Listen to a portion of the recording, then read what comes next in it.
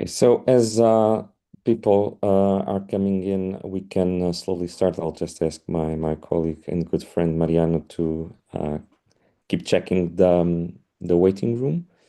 For those who do not know me, my name is Francisco Simões. I'm the chair of the European Rural Youth Observatory, and I'm very glad to welcome you to this session, this online webinar, to present our second policy brief, which is focusing on issues regarding rural youth labor markets and also the opportunities out there for young people to prosper in rural youth labor markets.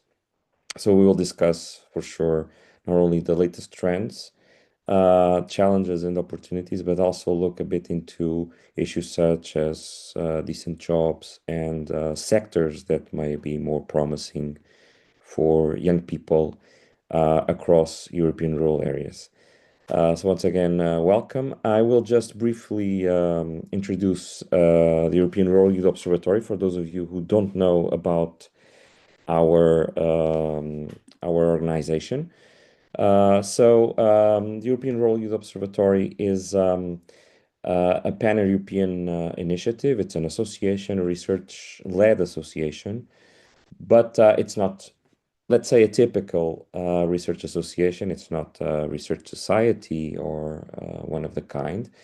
In fact, we include, of course, researchers, but also people coming from the youth sector. We have quite a few youth associations involved in youth work that are part of the association as part of our youth panel, but also people that are working for the public sector and the private sector. So we're an interdisciplinary and transdisciplinary association.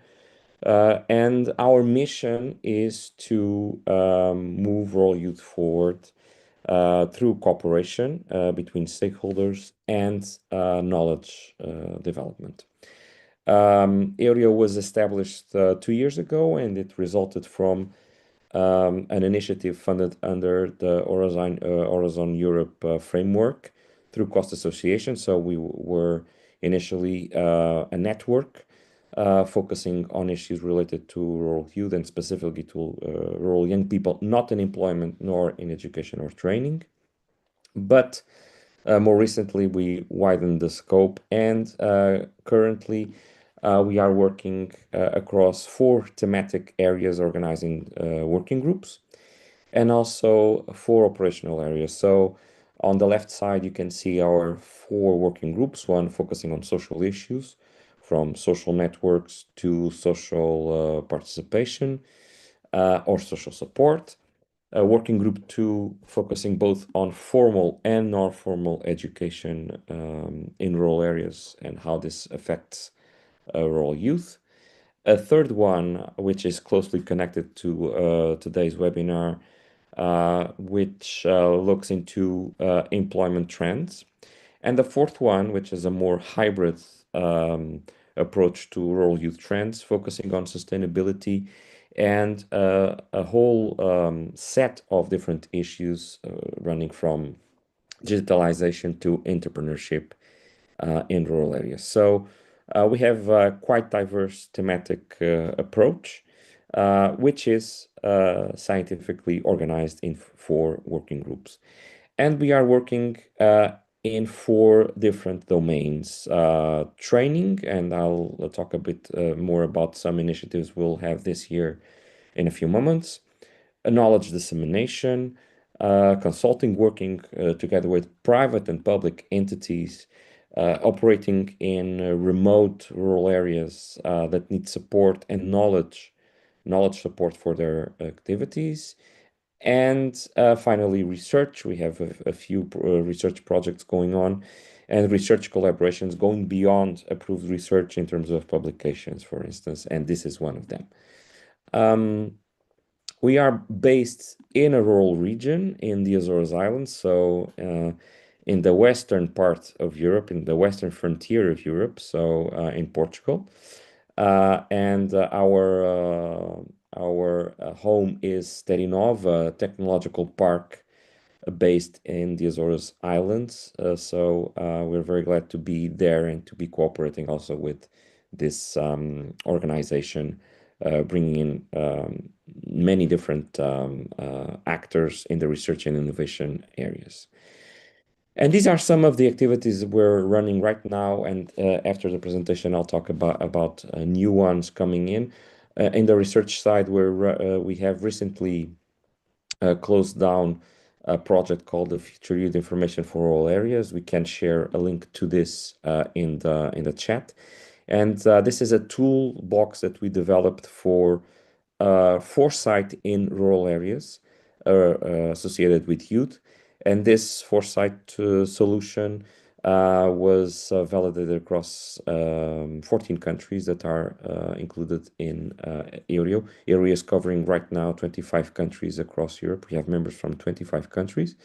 And in 14 of them, our national teams validated this toolbox that is available for local decision makers, regions, and also international level for running knowledge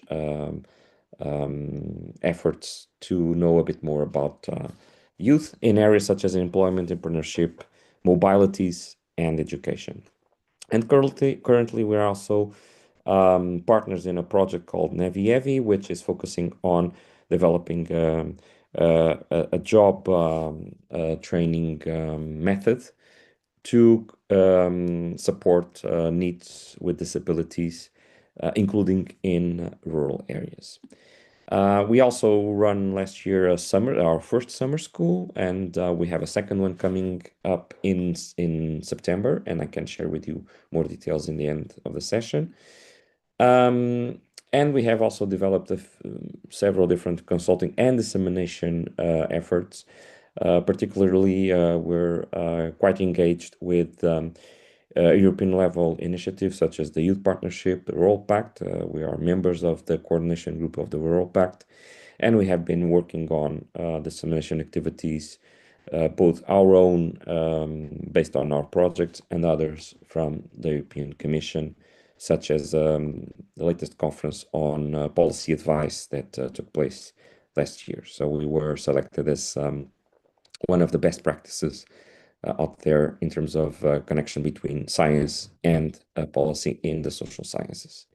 So this is a bit an overview of what we have been doing. And this is just a contextualization before we go into the presentation of our policy brief. As I mentioned at the beginning, EURYO has launched last year a series of policy briefs. The first one was focusing on mobilities, and we can also share the link for that in the chat.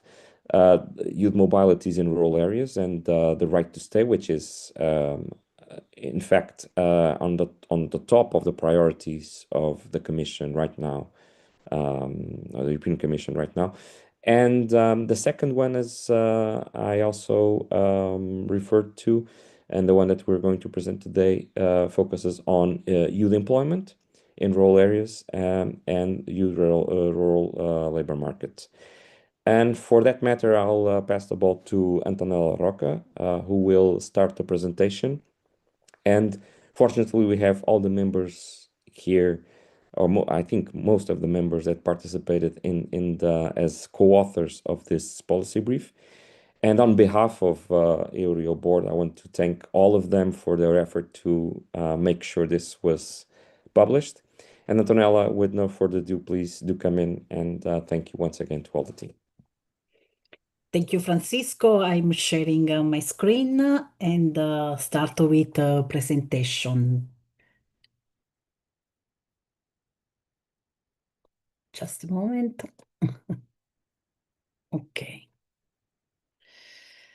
Good afternoon, everyone, and I'm very pleased to present this policy brief that was an honor for me to coordinate, and that is the result of a joint effort by all the authors. I will introduce the main topic of this policy brief, that is why rural youth employment matters.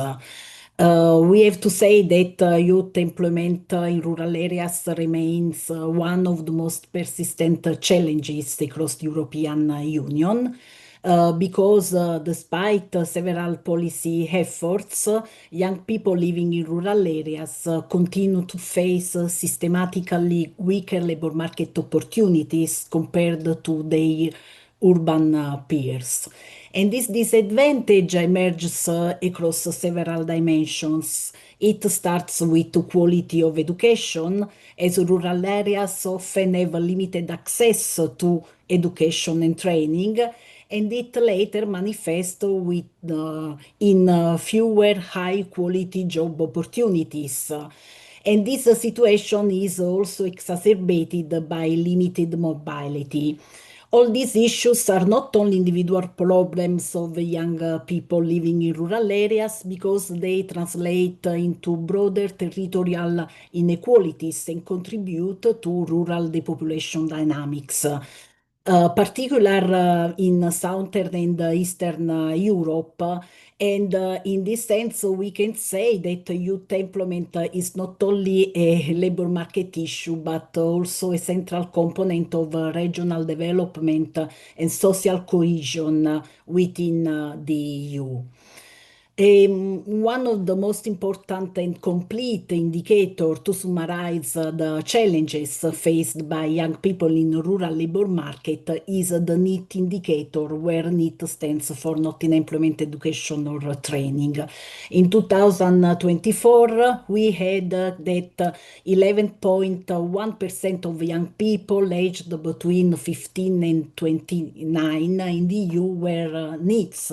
That is still above the EU 2030 target of below 9%. But when we focus on the differences by degree of urbanization, we can say very different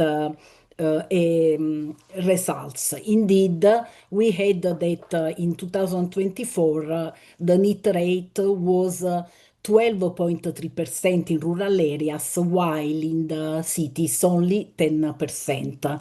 But this gap is particularly high in some European countries, for example, in Romania, where the NEET rate exceeds the 26% in rural areas, while in the urban areas it is only 8%. And similar disparities are registered in other countries like Bulgaria, Lithuania, and Greece. So these figures highlight that youth disadvantage is not only a national issue, but also a territorial one linked to the structure of the local labor markets. To understand the reasons of rural youth disadvantage, we need to consider some structural characteristics of rural labor markets. Many rural areas indeed operate as what economists call thin labor markets. This means that there are few employers and limited sectorial diversity. And when a job disappears, there is often few alternatives locally. This limited labor demand leads to higher skill mismatch because young people may acquire qualifications that do not match with the narrow set of jobs available locally. And at the same time, access to apprenticeship, training programs, and employer networks can be more limited than in cities. A second problem is what we may call a distance tax, because jobs, training, opportunities, and public service are often located in towns or regional centers, meaning that rural youth should may face higher costs in terms of time and money simply to access to these services. And finally, there is also a problem referred to the institutional reach, because for example, public employment services often struggle to effectively reach rural youth, especially for some services that are often designed for urban context or really heavily on digital access that may be uneven. However, at the same time, we are living some transformations that could lead to important transformations even in rural areas. Digitalization, artificial intelligence, and the green transition are creating new opportunities, but of course also new risks. For example, we have new opportunities coming from precision agriculture, renewable energy systems, digital services, and new forms of remote work. For many young people, green jobs are also attractive because they combine employment opportunities with environmental sustainability and community resilience. But these transitions also carry risks because in teen labor markets, job displacement may be harder to absorb because alternative employers are scarce and unequal digital skills and connectivity gaps may also exclude the most vulnerable young people. So the key question is not only simply whether this transition will occur, but whether rural youth will be able to benefit from them. Now I will stop here my presentation and give the floor to Rita Braziene and Luca Coltai. We will share their experience from the co-participatory workshops they organized within the Cost Innovator Grant on future youth information for rural areas. Ruta is an associate professor at the University of Vilnius, and Luca is a research director at HEFTA, the Research Institute and Center for Social and Economic Analysis in Budapest. Please, Ruta, the floor is yours. Thank you, Antonella, and I will start with some introduction about a participatory workshop that was carried out last year in Lithuania. And we chose for our workshop Prienai district, which is a rural municipality in southern part of the country with approximately 25,000 residents and aging population structure. Also, this municipality has open youth space Prienas, which provides informal support, socialization, and also inclusion opportunities. And we have had very good cooperation with them by implementing this workshop last year.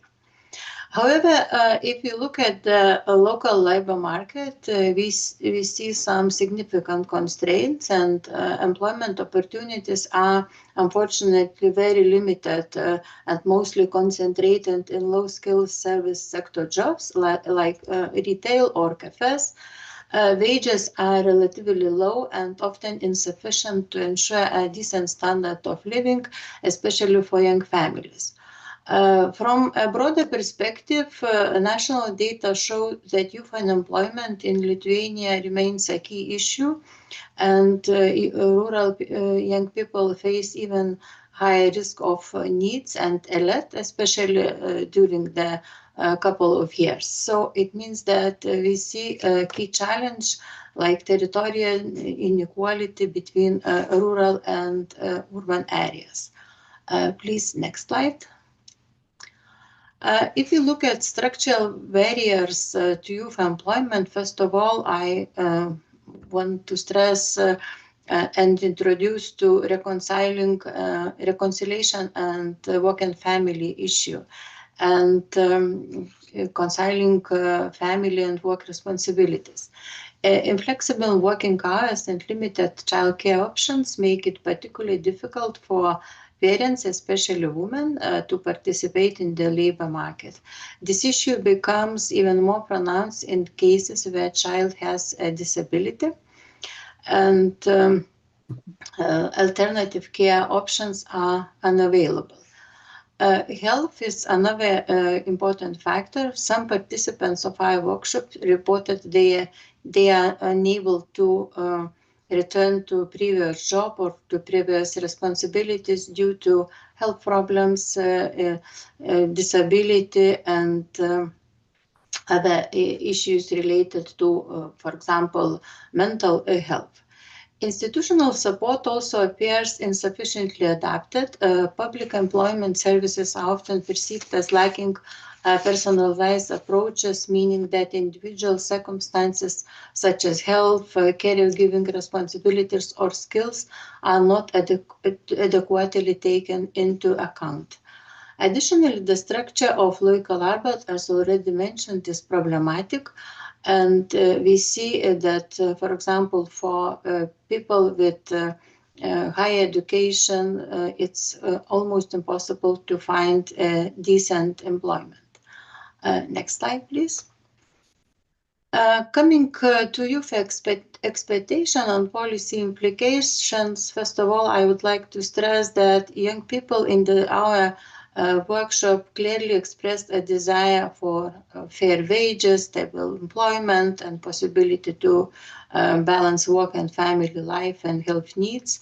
And they also emphasized positive and supportive work environment, especially in contrast to previous negative experiences. At the same time, the future outlook is often very limited and very uncertain, and many participants found it difficult to imagine their situation in 10 years ahead. And their expectation mainly remain very closely to their current circumstances and current experiences. This suggests a very restricted horizon of opportunities. This brings us to concept of constraint agency. While young people appear to make choices such as staying in the region or choosing a certain job, these choices are often shaped by lack of real alternatives. Structural inequalities, gender roles, and limited resources significantly influence their decision. From a policy perspective, this implies strengthening youth agency requires more than individual level intervention. It requires also structural investments, including improving local labor market opportunities, expanding childcare, transport infrastructure, and developing more tailored and responsible employment services. Thank you very much. And now I pass the floor to my colleague, Luca Koltai. Thank you very much. So, about Hungary, the participatory workshop was organized in a small village called Farkasjuk in the northern Hungary, in a kind of mountainous, hilly area of Hungary. This is, in a few words, a small village with a very peripheral location. So with lack of opportunities, and it was very much seen during the participatory workshop. So there is a limited job opportunity and mainly low-skilled service sector jobs present in this location with very high unemployment rate and low level of education and high poverty rate in this village. We had a great help from a local NGO, the Reformed Church Charity Organization, which has a present and ongoing social and community service in the village. So we've been working with them closely, and we've organized the participatory workshop together. A few words about the workshop itself and the group which was participated. It's important to tell you that it was mainly women, so mainly young women participated in this workshop, which give us the opportunity to better see the gender differences and the view of women in the location. Next slide, please.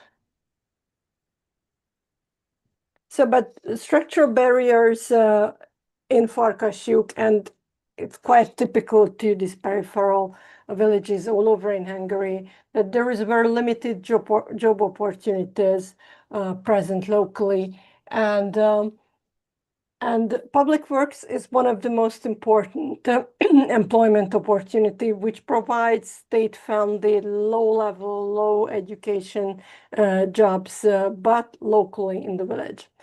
It is also important to mention that quality education remains limited. There is no secondary education in the village. They have to commute a long time to access even to secondary education. So the teleworking and digital opportunities are kind of unreachable for them. And we also experienced very strong gender inequalities in the workshop.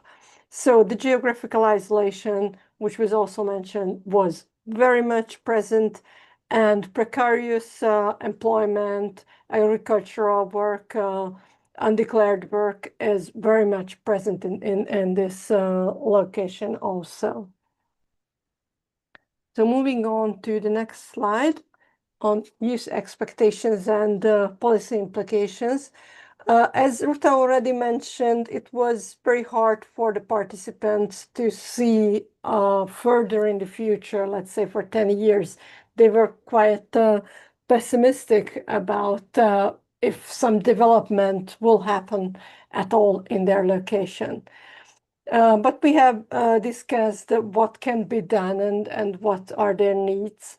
And the skills mismatch and skills and training and education needs was very much present. So youth participated in the workshop, told us that they would need better access to education and learning new skills and new trades. As Ruta also mentioned, gender equality, lack of flexible jobs, lack of accessible jobs are very much present in this location. And also the problem of the access to affordable childcare is a hindering factor. So mobility and access was also mentioned of not very good commuting solutions.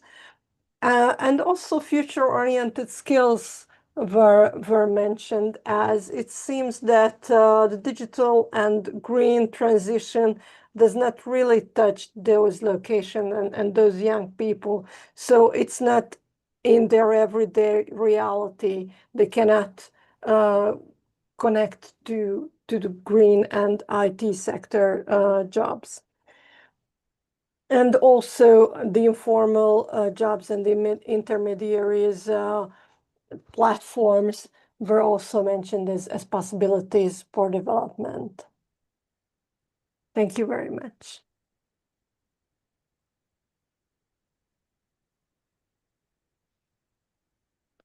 Okay, we will give now the floor to Leonor Bettencourt from Portugal, which will show the emerging jobs and skills in rural areas. Please, Leonor, the floor is yours. Okay, thank you very much, Antonella. So good afternoon, everyone, and thank you once again for joining us. So given the intersecting constraints that were already today highlighted, we check not only who can access work, but also which jobs are available locally and how quickly young people can move into better opportunities. It is important to understand also what main capacities need to be developed in order to deal with such constraints and to be able to try to reduce the mismatch among most emerging jobs in the labor market in rural areas across the European Union. In this sense, this policy brief offers an overview of emerging job roles in rural economies, pointing out key skills for rural transitions with a focus on sectors with growth potential in rural areas. So it presented and summarized this information in this table that I'm showing you here, outlining key emerging employment opportunities in rural areas across the European Union, linking each sector to growing job roles and the core skills required. So overall, it shows that rural labor markets are diversifying beyond traditional agriculture, with increasing demand for technical, digital, environmental, and service-oriented skills. I will just make a quick presentation of this table, highlighting some key elements. So you can move on, Antonio. Okay, thank you. So these are the main sectors with strong growth potential in rural areas. These include agri-food and agri-tech, renewable energy, the circular economy, and care and social services, but also areas such as sustainable tourism, digital services, logistics, and environmental management. What these sectors have in common is that they are all linked to broader transitions, so green, digital, and social, which are reshaping rural economies and rural communities and creating new employment opportunities. So next slide, please. Okay. So looking more closely at some of these sectors, first, agri-food and agri-tech are becoming increasingly technology-driven. This means that alongside traditional agricultural knowledge, workers now need skills in data use, machinery, and quality standards. Some examples of emerging roles such are agri-tech field technician and farm data monitoring assistant, for instance. Second, the renewable energy sector is expanding rapidly also, creating demand for technically skilled workers, especially in installation, maintenance, and energy efficiency, for example. A third sector is the circular economy and bioeconomy, that are also opening up opportunities in repair, recycling, bio-based production, which require technical and operational expertise, for instance, for recycling operation supervisor or bio-based production operators. And finally, in care and social services, demographic changes, such as particularly aging populations, are driving demand for care workers and coordinators with strong emphasis on communication and service coordination skills. And here we consider jobs like care workers or community health assistants, for instance. You can pass for the next one. Okay, so in addition, several other sectors are gaining importance, such as the sustainable tourism and local services, that are evolving towards more experience-based and digitally supported models, requiring a combination of hospitality, marketing, and sustainability skills. Some examples of jobs related to this sector are ecotourism guides or destination experience designers. Another sector, the digital public and business services that are also becoming essential, especially to support rural communities and small businesses, which increases the need for digital inclusion and IT-related competences for digital service facilitators or remote customer supporters also. Logistics and mobility services are expanding, particularly due to last mile delivery needs, requiring coordination and planning skills, with several examples of emerging jobs such as last mile logistics coordinator and others. And finally, sectors related to land, nature, and resilience, with a focus on environmental management, biodiversity, and climate adaptation, demanding for more biodiversity monitoring assistance or rural risk prevention assistance, among others jobs. So, to conclude, rural labor markets are evolving with many emerging roles combining technical, digital, and service-oriented skills. So investing in skills is therefore essential to strengthen rural resilience and support local economies and local communities. Capacity building efforts should focus on technical training, cross-sector digital skills, sustainability, and environmental knowledge, as well as coordination and project management. So in sum, these are 3 key messages that I would like to highlight. So first, future rural jobs will require a balanced mix of vocational training, digital competences, and soft skills such as communication and problem solving. Second, education and training systems need to better align with the demands of green, digital, and community-based jobs. And third, the overall goal is to equip rural areas with the skills and capacities needed to successfully navigate green, digital, and inclusive transitions. And so I end here my presentation, and thank you very much for your attention. And now I will hand over to Claudia Petrescu, a senior research researcher from the Research Institute for Quality of Life of the Romanian Academy in Bucharest. She will present the key policy implications and recommendations that we believe that should be prioritized to better address the needs and challenges of rural youth employment, along with some concluding remarks. So thank you. Thank you very much, Leonor. Thank you to all of you that you take time to be with us today for this presentation.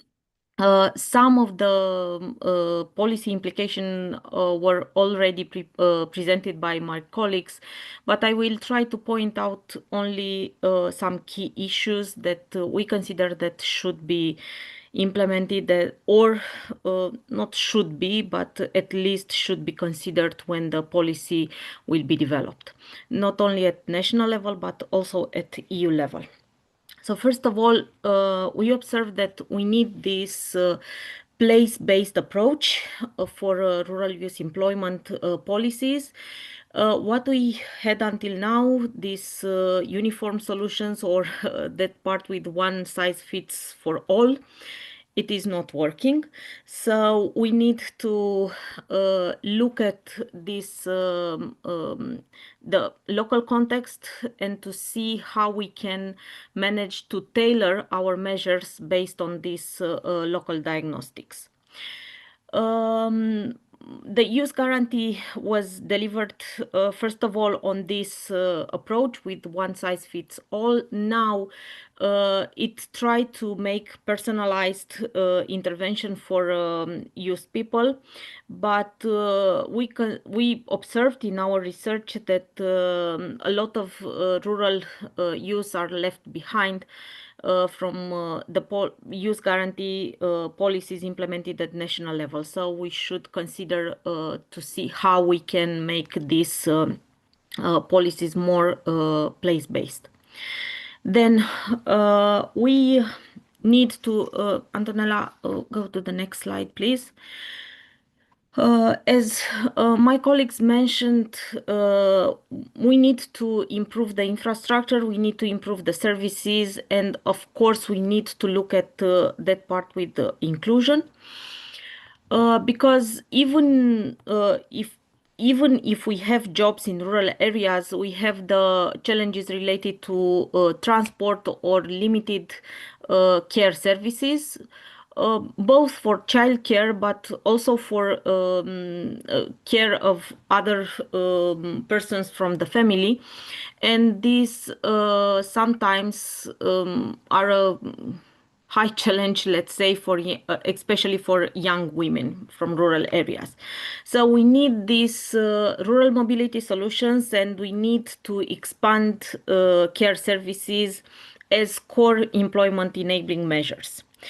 Then, if we look at what is happening with the standard public employment services, we observe that sometimes they are not so efficient, and we need to make them more proactive with mobile caseworker or community hubs or with the partnerships with the youth organization, and to make this personalized guidance for young people. And not in the last part is to address this gender inequality, because young rural women face a lot of barriers like care responsibilities or limited mobility or occupational segregation. So we need to combine these flexible work pathways, digital skills, and of course to increase childcare and care services for to support them. Then the other slide, Antonella.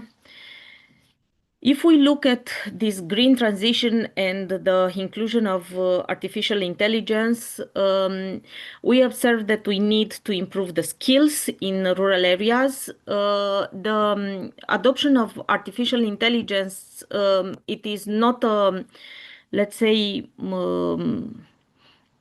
a challenge if we consider the agriculture sector. It will not displace people. It will not take the jobs from rural people, because in the last studies, I think 2 weeks ago, it was a study from the World Bank that looked at what jobs could not be covered by artificial intelligence, and agriculture was the area in which they considered that artificial intelligence could not take the jobs. So in this moment, we consider that artificial intelligence could upgrade the rural jobs, but we need also an upgrading in the skills that rural people, young people have. So we need this type of skills to be more developed in among them. Then we need this access to EU funding. We observed that young people often lack this practical information on EU funding or how they can apply for this EU funding. So we need to create an awareness and to mobilize local action groups to disseminate best practices and support young people to make application for this EU funding. Next slide. And of course, we need these economic incentives, because it is not only about employment, it is about quality in employment. So we need to have these subsidies for quality jobs and decent work conditions, and sometimes to expand paid work-based learning. Then we propose to use social responsible procurement as an instrument to implement social policy and to implement this to support the employment of young people in rural areas, because public procurement could include social criteria that reward rural youth hiring and retention. A lot of countries use this type of instruments, and I think it should be more applied in all the countries. And of course, when we look at rural areas and monitor the employment, we should use rural sensitive indicators such as mobility constraint or service access, not only to monitor with the standard indicators. I think we developed more all this in our policy brief, but now we just try to highlight some of the issues that are important for the policy measures that should be adopted. Thank you very much.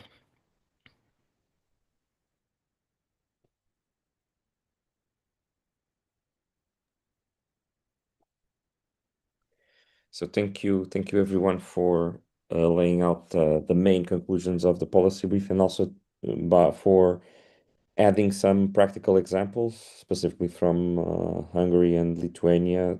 I think it's important to illustrate not only the main constraints and opportunities that you listed, but also to make them very or closer to reality based on concrete examples. I would like now to open the floor for questions of the participants, and I see that Pasi took the lead. Hi, Pasi. Hello, Francisco, and hello, everybody. It's a bit later here in Finland, so I've been in the gym, so don't bother about how I look like. No worries.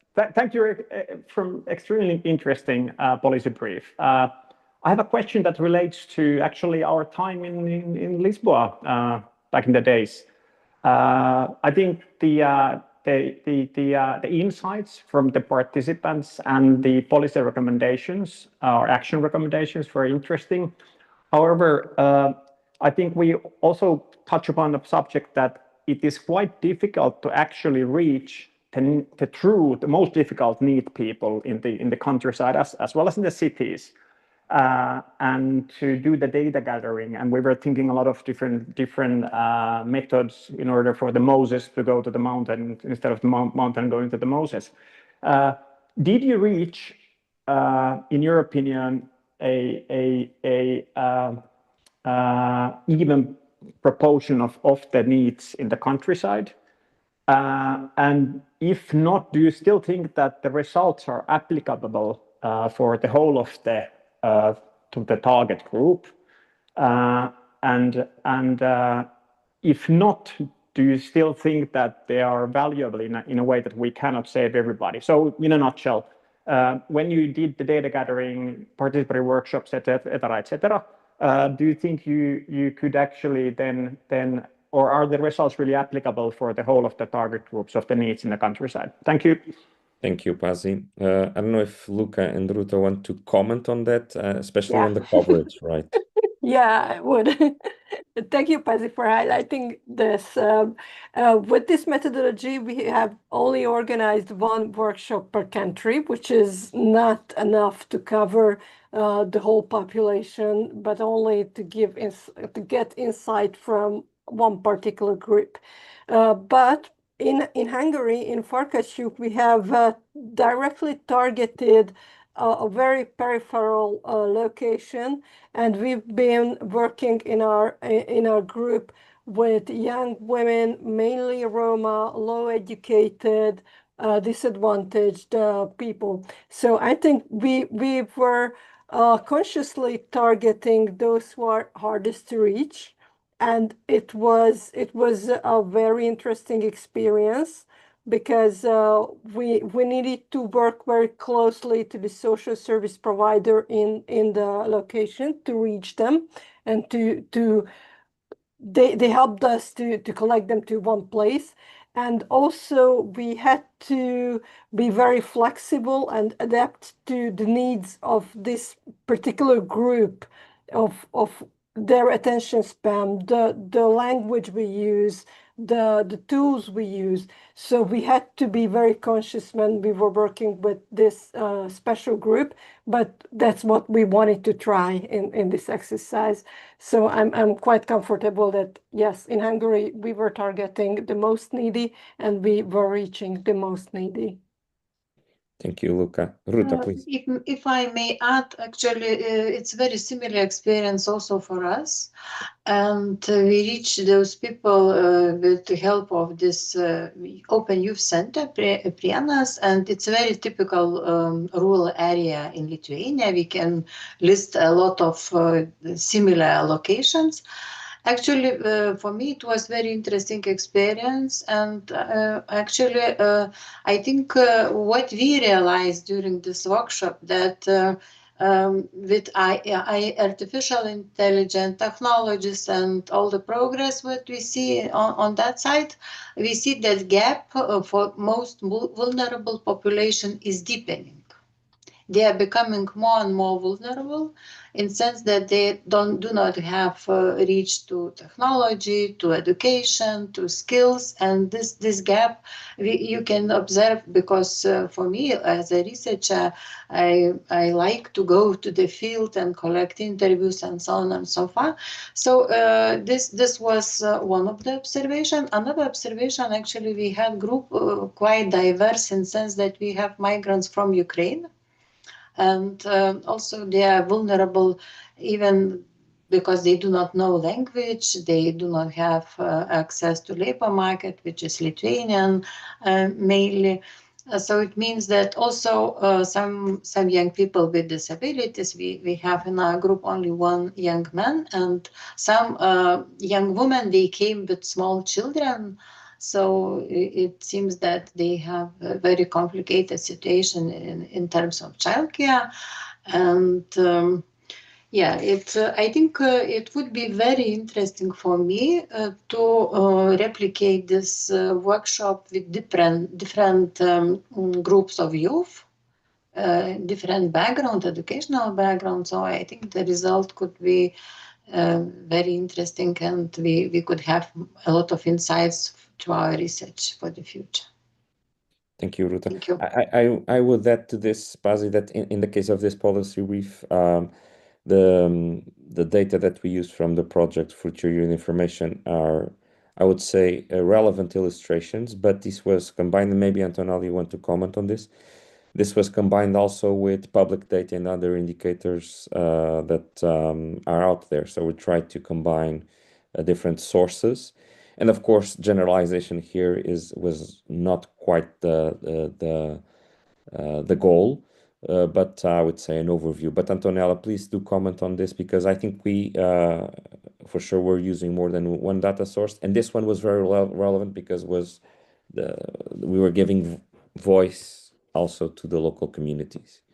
Yes, in my opinion, the importance of this policy brief comes from the different perspectives that we used, because we joined quantitative data from the official statistical sources like Eurostat, OECD, ILO, and so on, with qualitative data coming from these co-participatory workshops.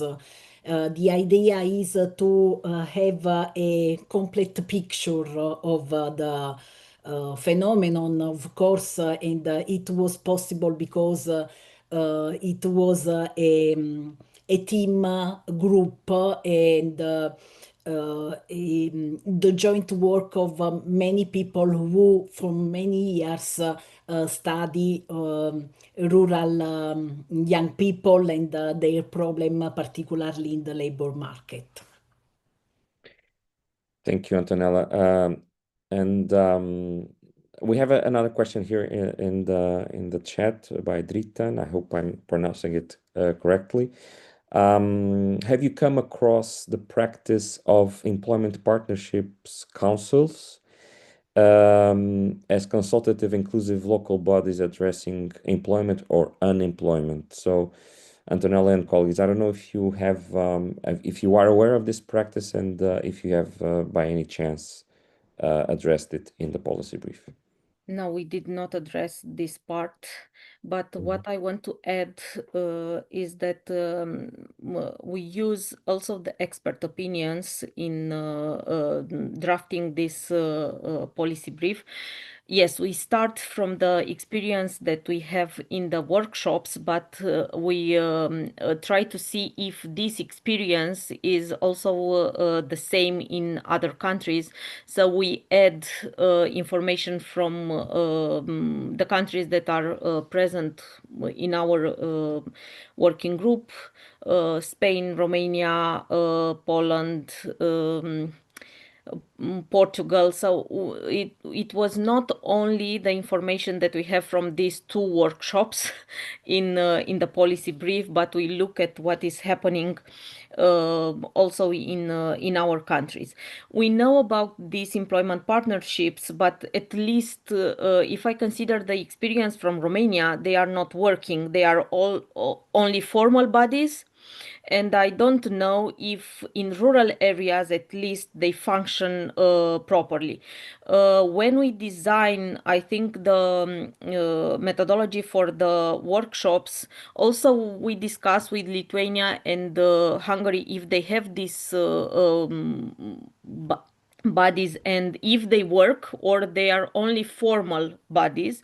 And I think not only in these two countries, because we were more countries in the co-design process, we decided not to involve them because they are not so present, and we don't know if their activity is really a good one. Maybe we can involve local action groups, because I think in some countries they work more efficient in rural areas. But at the end, we decided only to look at their experience because they don't have so many measures on use, only on use.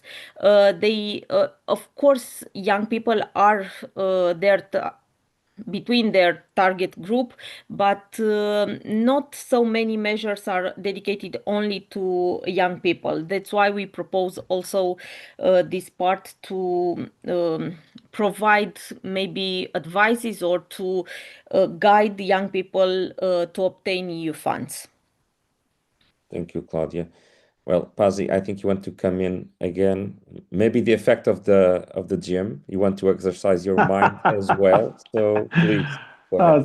Thank you, Francisco. And it really sounds a really solid methodology and cross pollinating the different databases. Yes. But I have actually we're at the moment we're preparing proposals concerning futures studies or futures thinking, futures workshops as a methodology to build futures resilience or futures confidence for the young people. And what really interests me is that I know that you did not research this during the workshops, but what are your insights of the methodology using the participatory future studies methods in your context?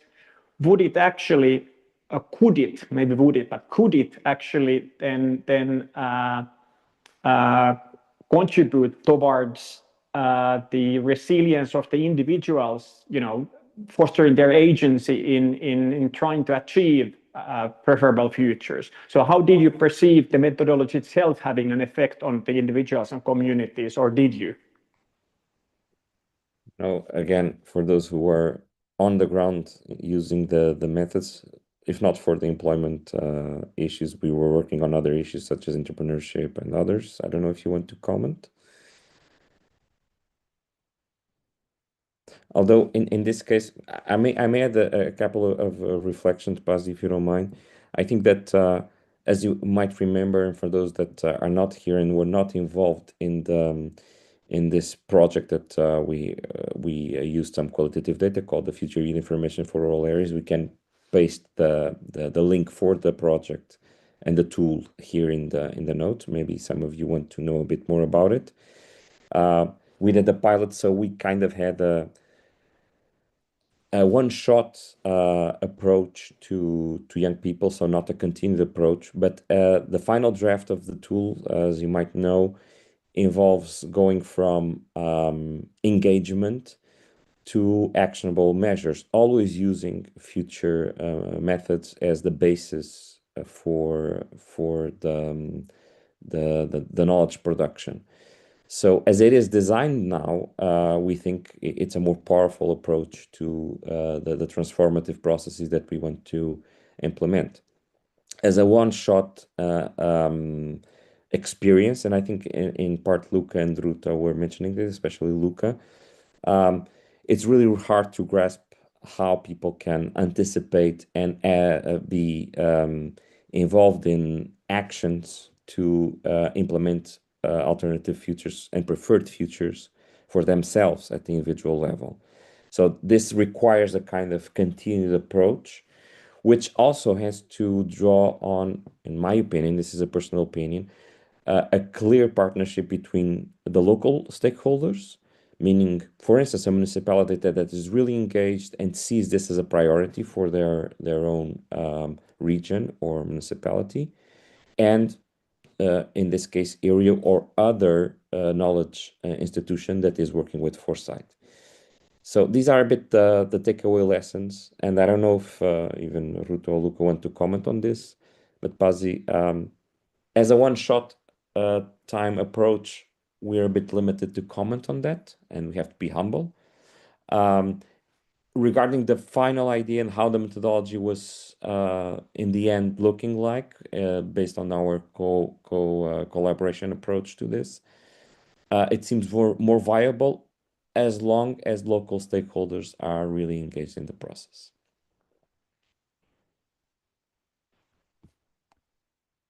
I don't know. I think there's one more question in the chat. So Elmo, do you know if internet connection is a problem in rural areas? I think I don't know if any of you can comment on this, because this was one of the elements that was discussed in different countries and in the data. So I don't know, Antonella, anyone else from the team? Antonella? Yes, we already highlighted this problem in the presentation, because, of course, so if on one side the diffusion of remote work could be an opportunity for young people to stay in rural areas, on the other side, there are still problems with the connection and the speed, the quality of connection in rural areas that sometimes limit this opportunity that after the COVID-19 pandemic, of course, was a great opportunity for young people to stay in rural areas. Yes, adding to that, it really depends as well on the type of rural area.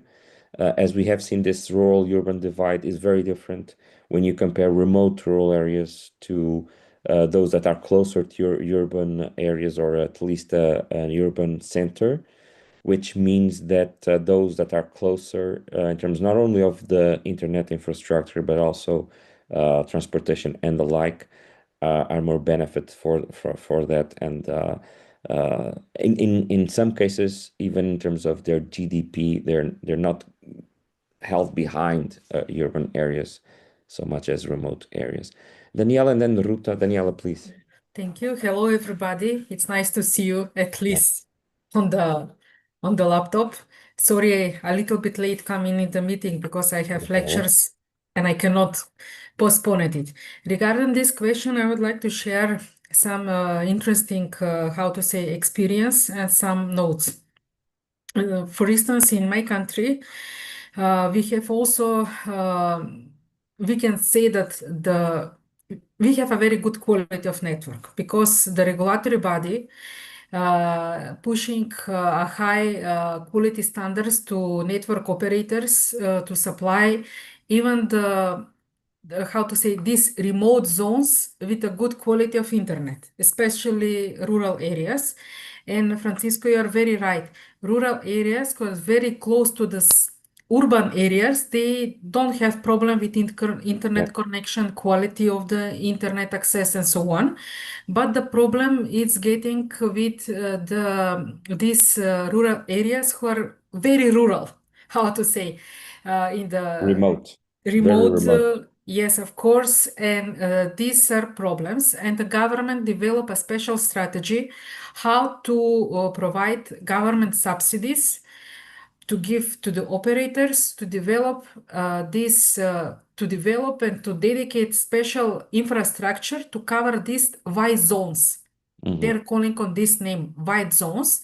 Somehow government to support operators to provide internet in not only internet but also another facilities just to use mobile phone and so on with a very good quality of connection. Also, I read one paper that it was interesting case in Spain. They use some kind of, it was a project and project was financed by EU, how to develop and to cover these white areas with a good quality of internet access in order even the mobile operators to find an economic reasons to be profitable to get in that type of business to create network and support internet connections even in rural areas. And thanks for the example from North Macedonia, Daniela, because I think it illustrates well how it's not only a rural-urban divide, but also a rural-rural divide, because we have very different situations here. Especially it's very challenging situation with rural areas who are in the mountains. Yes. Because they are very rarely populated. These small rurals are interesting for tourism, but not all of them. But still, it's a challenging how to cover the whole country with a good quality of internet access and, in general, mobile access. Thank you, Daniela. Ruta, please do come in. So I think Lithuania is another good example of high-speed internet, and actually with a lot of spots for free access. And years ago, I think it was 20 years or more ago, it was a project financed by structural funds first. And the idea of this project was to reduce digital divide in the country. So now we asked young people in our workshop about if they are using internet or they have access to high-speed internet. So this is really not a problem even if you are not have enough resources to pay some fee for internet, you can have it free at some internet access point. So thank you. Thank you, Ruta. Yes, we're reaching our time limit. So Claudia, you can come in maybe for a last comment before we just wrap Yeah. up with some of our final or upcoming activities, please. I think it is not only a problem of internet connection, it is a problem of digital skills. Yeah. Even if we have good internet connection, we miss this part with digital skills. And I think this is one of the main conclusion that we have in this policy brief, that we should upgrade, or I don't know how to say, we should improve the digital skills maybe. And the digital skills means not only to look on Facebook or on Instagram, means to know how to work on a computer. Yeah. Which is more than we have in this moment. Thank you, Claudia. So just to wrap up, I would like to share with you some upcoming activities of EURYO for those that are coming now for the first time to one of our events. So these are the two policy briefs that are out there that we have published. We have shared the links in the chat. You can, of course, download it. They are free to use. So please do use them in your own work. We're providing this publicly. Next week we'll have a webinar of the NEVI project, focusing on one of the priorities of this initiative. The title of the webinar is Understanding Personal Assistance Pathways to Independent Living. So this is coming on the 30th of March. Later this year, from the 7th to the 11th of September, we are running our second summer school in the Azores Islands. Our first one was in Cremona, Italy last year. So the second one is entitled Rural Youth Alternative Futures, New Narratives and Possibilities. We will be sharing many of the lessons we have learned from, for instance, the Future Youth Information Project, but also a series of other parallel works that we have been involved in, including some European level reports. And we will include not only thematic sessions on mobilities, employment, entrepreneurship, education, but we'll also have some keynote speakers. For instance, the former president of the Committee of Regions, Vasco Cordeiro, will be one of our keynote speakers in the first day. So I will ask just Mariana to share the link to the website or the webpage of the summer school. And in case you registered, you will also be able to, in the last day, because the last day of the summer school will also be a one-day conference, to attend and even to present, if that's your case, if you want to also present some work. We will soon open a call for abstracts. And we will have both face-to-face but also online presentations for the conference, so that we can also make sure that more people can engage. But of course, if you can come to the Azores in this late summer school, we'll be very glad to have you with us. And these are our contacts and both our website and our email. And I think Bianca, you'll have the right for the last question before we leave. Please do come in. Yeah, I have a question regarding the summer school. Yes. I was wondering if for online presentations you have to pay the same fee as... No, it's different, and it will be, of course, lower. And we will publish very soon the call. So you're an EURYO member, so you will receive directly. And in the webpage, we'll have a full call with all the conditions. And of course, for both EURYO members and online presentations, the rates are much lower. So please try to check it for the next few days. I hope that later this week or early next week, the call will be open. Very soon. Thank you so much. Thank you for your question. So from our side, again, thank you so much for attending this webinar. Once again, thank you to all the authors involved in this policy brief. And special thanks to Antonella, who was coordinating all the work. And again, we will be coming soon with a new policy brief, hopefully in the early summer, focusing on entrepreneurship issues. So very soon you'll have more news about our policy brief series. Thank you very much and have a nice day. Bye-bye. Thank you. Bye-bye. Bye. Bye-bye. You, bye. All right, thank you. Bye.